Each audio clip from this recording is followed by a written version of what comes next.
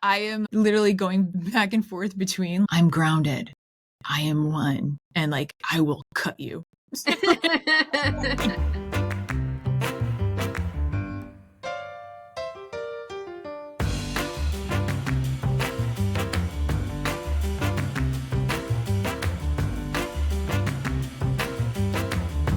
You know what? I've had the most relaxing 2025. How about Have you? you? Yeah? Yeah, I feel rested and Yes. not stressed at all. Centered, chill. Balanced? No. Yeah. Yeah. No chill. Yeah. Yeah. I am literally going back and forth between like I'm grounded, I am one, and like I will cut you. No in between. No in between. Anyway. Oh, before this, did you watch the halftime show with Kendrick I Lamar? did. Yes. Yes. Yeah, loved it. And then I saw someone's comment about it that said Kendrick is teaching me that I'm not reaching my full hating potential, and I was like, yes. Yes. Like, Yes. in this moment, yes. You have to match energy for energy. And the Kendrick Lamar energy, it was such strong energy. It was strong energy, elegant energy. Yeah. It wasn't sloppy. It wasn't basic. Yeah. 100%. Yeah. 100%. Well, what are you talking about today? Can you make new Listen, headlines? I want to talk about something, yes, that's been in the ether for a while, but I do want to talk about some of the new things happening with the DEI battle. Let's talk about the two fronts it's happening on, how it's going to impact you, more importantly, what you can do, because we all have power, sometimes in interesting places. And then I have some FEI news. Mel, what are you talking about? I am talking about the she economy. The she economy. Yes, and the power players that women are in influencing our economy. Ladies. Who runs the world? Girls.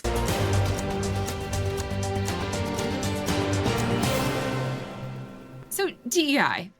Yeah. This battle has been going on for at least the last year. We've had conservative activists in boardrooms swaying shareholders and stakeholders to say, hey, we're going to completely walk away from DEI efforts and or roll them back significantly. We've seen this at companies like John Deere, Harley Davidson, the latest being Target, which I'll talk about in a second.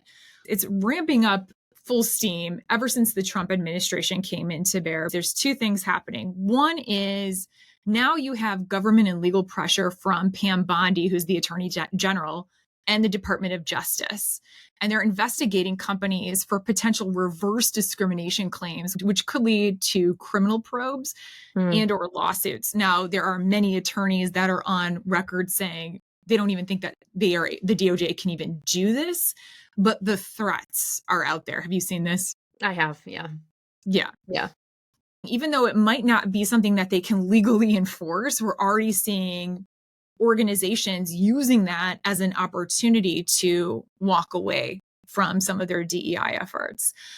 The other one continues to happen in the boardroom and corporate strategy. Companies are continuing to face pressure from conservative shareholders and activist investors. We've seen companies like General Motors, Pepsi, Amazon, they've already removed DEI references from their public reports, signaling some quiet pullback.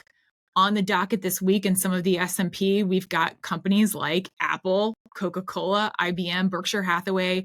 They're seeing some challenges already with their DEI programs, and we're waiting to see what might happen with that or not. A few thoughts on this. One, curious why we have so many followers out there and not leaders in the business world, because just because something came down as an executive order as a private company, it doesn't mean you need to necessarily follow that. Stand up for yourself, right? The second one for me is the continuation of listening to shareholders who don't necessarily represent your customer base. A good example of that, and actually the shareholders, Target just didn't listen to their customer base or their shareholders who are now suing them. When you see companies make decisions that really go against their greater good of the success of their business due to bullying, Let's call it what it is. It's straight up bullying. It's bullying by the administration, and it's bullying by some of their conservative shareholders. Yeah. I think it also holds true to, do you genuinely value, do you genuinely have inclusion, belonging, equity, thinking about diversity in all types of realm, not just race and gender, right? Do you value that as a way of doing business, to your point, because it reflects your consumer base, because it reflects your employee base, or because you know that when you have these practices, you're more profitable, you're more innovative, you are more productive. In the words of Julia Roberts, big mistake. Huge mistake. Huge mistake. Huge mistake. The good news is we're seeing a lot of companies, and we'll talk about this in a second, hold their ground, basically saying, piss off, this is the way we do business, and over my dead body, not happening. Yeah. Fun fact, Costco, fun fact, the NFL, which is probably the most bro organization on the face of the planet. Yeah. Roger Goodell coming out and being like, we're not walking away from this. This is the way we do. Jamie Dimon. I was like, well, that was an unexpected player showing up in this conversation, but thank you. Yes, it is. It is unexpected. And I also think that points to the fact that because they understand the business value of these decisions, and hopefully the human value as well, but I can guarantee you it's a business value. 100%. Because they're playing for the long run. This is my thing. You either are, or you've been co-opting it the entire time. And one of the things you and I talk about all the time, I feel like I've said this a million times, is in these times where regulations and protection go away, you will see very clearly what organizations will or will not stand for. It's almost like if you had Tinder and everybody's profile was 100% honest. Yeah. Right? It's true. Yeah. Right? I mean, essentially, it's now their new Glassdoor profile. 1,000%. So as an employee, what's great is if someone's saying that they're standing for a diversity, equity, inclusion, and they have the facts to back it up, you know they fucking do. Right? Mm-hmm. And if it's nowhere to be found, you know what you're going to get. And I think that level of clarity is a great thing, because what happens when these type of protections are rolled back, the workplace in general for everybody becomes less fair. Mm-hmm. It's less inclusive. It's less protective of all employee rights. All of them. Yeah. Because these programs and initiatives help everyone, as you mentioned up front. It's help every employee. What you're going to start to see is a lot more, and I'll go through some of these just to list them. You're going to have fewer leadership opportunities happening for everybody across the board. The whole idea of meritocracy is going to be screamed from the trees. Listen, it's going to favor well-connected candidates. It's going to favor legacy hires. It's going to favor people that went to the right schools and that are in the right circles and are in the right networks. For instance, there's no way in hell you're going to be getting into a Big Four if you didn't go to a Big 10 or an Ivy school. Right. If you went to Eastern Oklahoma University, I don't even know if that is a thing, you're not getting there. That's what that means. That's what that means. Unless you have a connection who's a potential client. Right. Right. Again, is not a meritocracy. Correct. It's not a meritocracy. Right. Workforce discrimination for everybody. This is at risk. You're going to have things like code switching happening more and more. And if you don't know what this is, Mel and I have been around for a while. Let me put it this way. When I was being raised as a professional woman in my 20s and in my 30s, I was basically told to assimilate into a man's culture, i.e., I should learn how to play golf, i.e., I should be wearing pantsuits that had like a leather accent so I looked more masculine. I was told I had to wear a skirt suit because that was the preference for women. Ew. Not in a place I worked, but while I was on an interview. That it was recommended if I came back for second rounds that I choose different attire that aligns more with what they prefer for women, which is women's skirt suits and men in pantsuits. We'll bring it back to the 80s, even though it was the early 2000s. Yeah. This was not that long ago. It was not. It really wasn't. I mean, and we also lived through the separate policies of maternity versus paternity leave, where women received 3 months, usually unpaid, and men receive 2 weeks. And for both, taking that time meant it would hurt your chances of being promoted. That's the other piece of this. And again, this is why it impacts everybody, right? Everyone. When we think about family friendly, when we think Mhm. about sandwich generation, when we think about inclusive benefits, let's just go on that. Right. Paid paternal leave, anything you have to take care of your older generation, your younger generation, like childcare benefits. If you're neurodivergent or you have a disability accommodation, if you think about ERGs, if you think about workers' rights, like just safety, OSHA, all of these things are on the line. Ladies, the pay gap, we had 20 years before we shortened that pay gap where it was equal for men and women. Oh, that just doubled at a minimum. No way. I don't even need the research. You don't Just need gonna the call it. We'll see that So report in a year. it's interesting to watch. And I know you're going to be talking about the she economy, and I'm so stoked for that. And I realize I'm like yelling into the microphone. Sorry about that. I'm like, what I don't want to do is, and because I think there was a day last week, Mel, where I texted you and I'm like, I just need to nap because I was just like, because you feel so fucking helpless sometimes. Mhm. Right. Yeah. And to me last week, it felt like, okay, we have two people in charge of everything, Donald Trump and Elon Musk. Mhm. And there's no other power dynamic. But then when you peel back and look at, is that true? Yeah. There is a third party, which is you as an employee and you as someone that is a buyer of things. And a couple things I want people to keep in mind, especially if you're an employee right now, as these things may be rolled back in your company or may about to be rolled back in your company. One is document everything. If you have a workers' rights issue, if you have a discrimination issue, if you have a harassment issue, if you have a bias issue, and you need to go and lawyer up or you need to go to HR and complain, the first thing they're going to ask you for is documentation. So right now, I would be keeping records of your performance reviews, your promotions, your pay stubs. If you have any kind of discrimination concerns at all, start documenting them. Period. Document all of your goodness, document anything that's happening because that's the first thing anyone's going to be asking for. Don't wait until you need it, just so you have it, especially on the plus side, just so you have it. If DEI is something you really believe in, is to make sure that you make that known in your organization. Support ERGs, support internal advocacy efforts, push for transparency. If you're a person of privilege in a certain situation and you see something happening, say something, advocate for someone.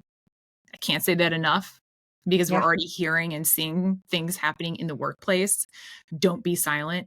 And the last thing is vote with your wallet. Mel, I know you're going to talk about this in a second, but support brands that are publicly committed to DEI so we continue to have workplaces that support this. And the easiest way you can do that is with your wallet. I have not shopped at Target for the last, 3 weeks. Yeah. And I'm the most basic ass white woman you've ever met in your life. And I am going a little bonkers, but I will not do it. I will not do it. Listen, there are plenty of thrift stores where you can get the same dopamine hit. Yeah, super fair. Listen, super fair. You know what I realized? It's on the makeup. Like I like going there and like just picking up like your $10 like blah blah. You know what I'm saying? It's just that. It's that. It's that. Yeah. But yeah, there's nothing wrong with thrift store. You know, nothing wrong with thrift store. So things to keep in mind as it relates to DEI. Watch what's happening in your boardroom. Watch what's happening with the DOJ, and more importantly, get yourself into a position of power, which you have with your wallet and at work.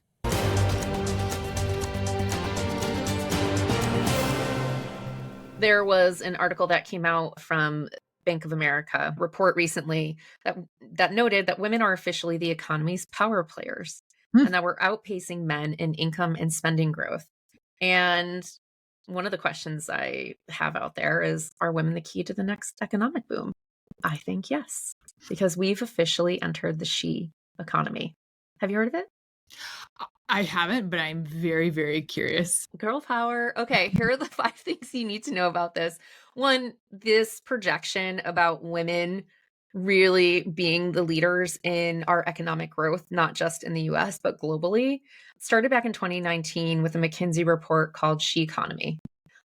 But I'm going to say I went down a little rabbit hole this weekend and I found an even earlier report talking about this and the future of women's purchasing power. Can you guess who was studying this back in The 2014? future of women's purchasing power. The purchasing power of women. Who is doing some research on this? I guess I was thinking like, it'd be like, I don't know why Sheryl Sandberg is coming to mind. I know that's not right. No, and she was a front for Zuckerberg. I understand. But I'm thinking about like the big ladies movements, movements. It's very inspirational, but I know. Oh, God. I swear to God, if someone like lean out. Yeah. I don't know. Dove Beauty? No, but good guess. I mean, that would be a good guess, right? I'm sure they had their own research, but it was McCormick Spices. They had a whole report out on the purchasing power of women back in 2014 that I was like, ooh, this is interesting.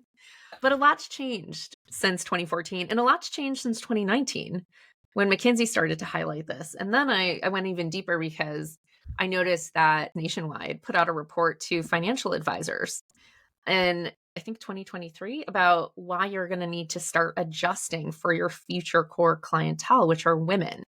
And what kind of financial advising do they need? Because they're a very different kind of clientele. I was like, yes, we are. We are very different. And we've been paying the pink tax for so long, we deserve to finally be in this position. So 5 big areas of what we're seeing. First, income growth. Women are experiencing faster income growth than men, contributing significantly to economic expansion. According to research from a group called Girl Power Marketing, women control more than 60%, 60, of all personal wealth in the US. Really? Yeah. Yes. And 40% of US working women now out-earn their husbands. 60% of all wealth, women In the US. But like the richest people are like bros. Well, those are who you see in the news. But just because they have the highest concentration amongst that little bro circle, that doesn't represent all of America.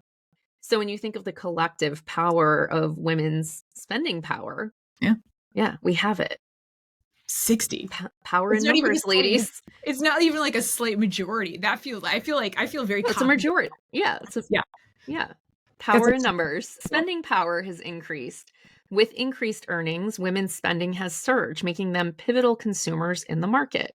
In fact, Forbes noted back in March of 2024, a reference from a TechCrunch report that women control, guess what percentage of purchases women control? Just purchases in general. Just purchases in general made in 80, the US. 70, 73.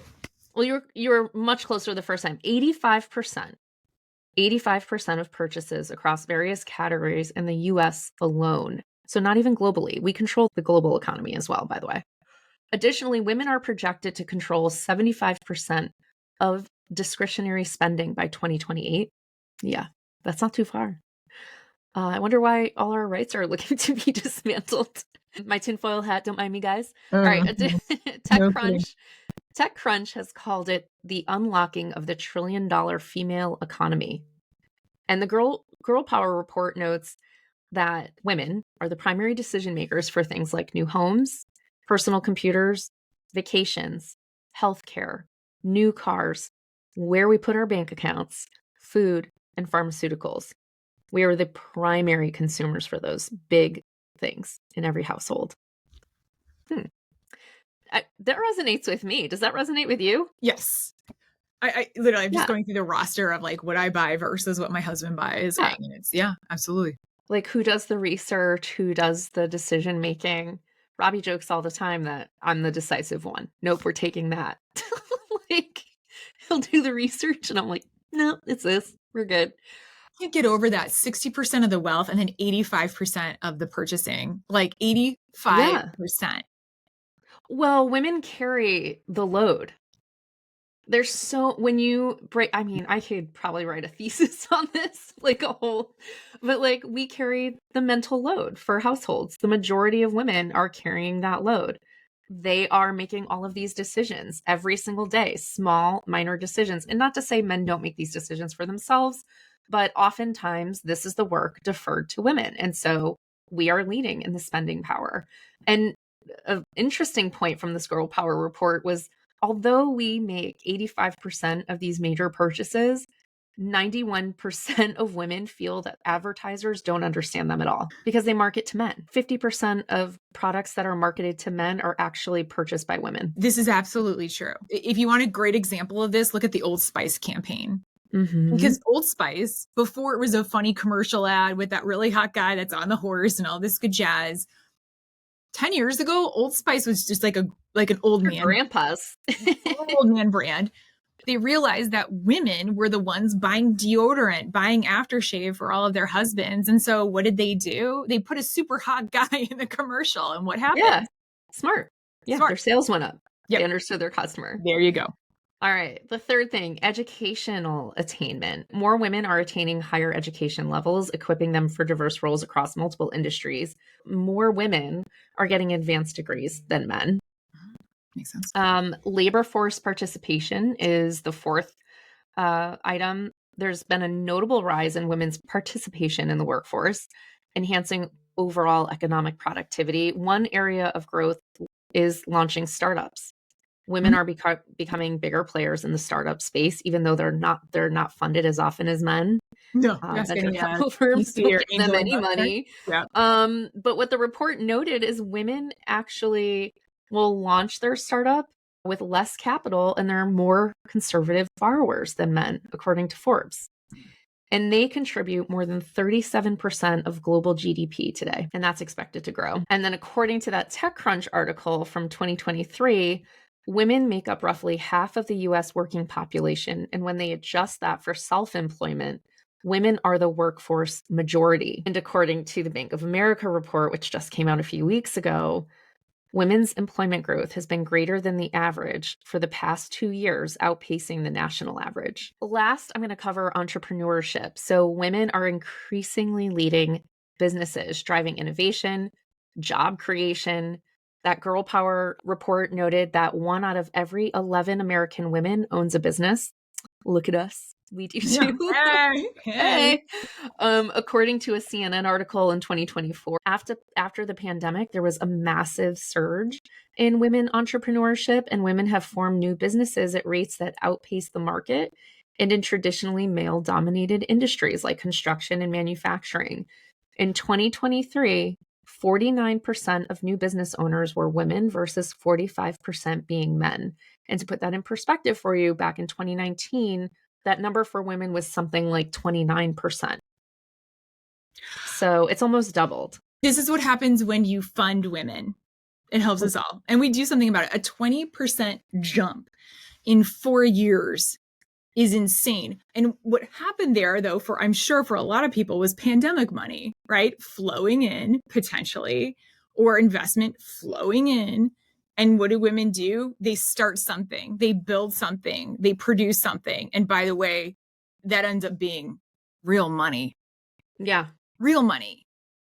Real money, creating real jobs, creating real economic growth for the US and globally. Women, guys. I don't know what else to say here, but it's clear that empowering women in the workforce as entrepreneurs is only going to help everybody.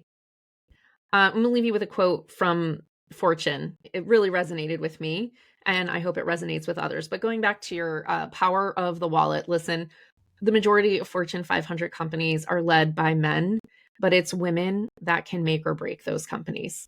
It's not their board, it's not their shareholders, it's their consumers. And the majority of consumers, as all of these stats show, are women. So women, if you can't speak publicly, or if you feel unsafe to do that, you can speak with your purchasing power, and you should do so. Hey, National Women's Month is coming up. March 1st?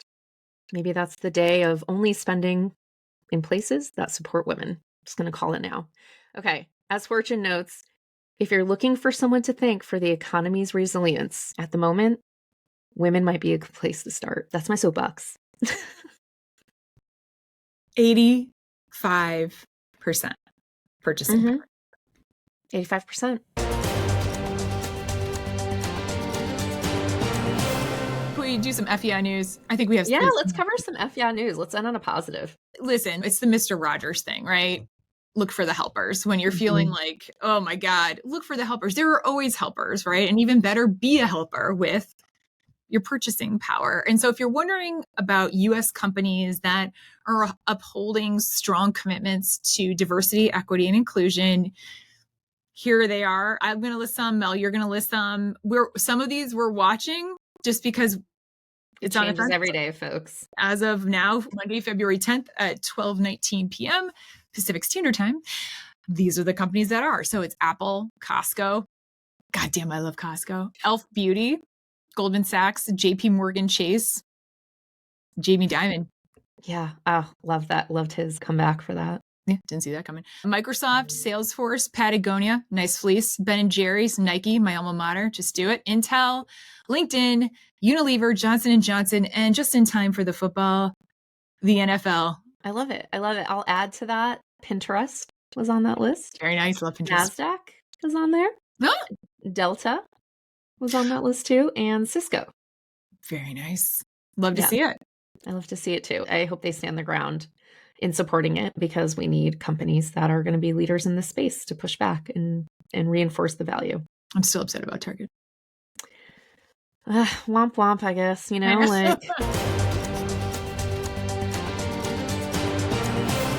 All right, Mel. Well, lovely to talk with you today.